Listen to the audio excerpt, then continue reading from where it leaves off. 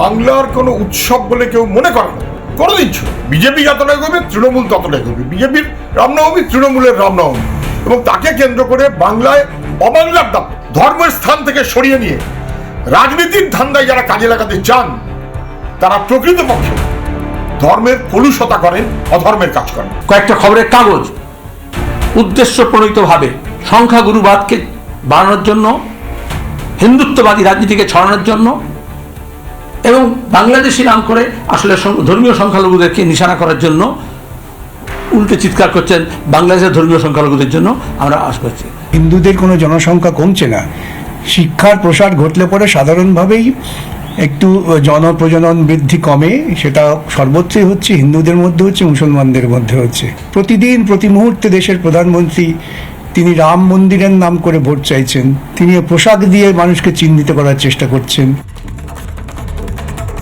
জানি না বিকাশ রঞ্জন ভট্টাচার্য প্রকাশ্যে এক শ্রেণীকে অশিক্ষিত বললেন কিনা, মানে শিক্ষিত হলে প্রজনন সংখ্যা কমবে আর অশিক্ষিত যারা তাদের সংখ্যা বাড়বে।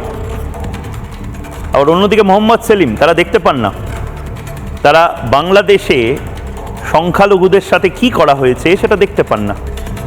সেটা দেখতে গেলে তাদেরকে কম্পেয়ার করতে হয়, ব্যালেন্স করতে হয় ভারতে কি হচ্ছে তার সাথে। সত্যিই কি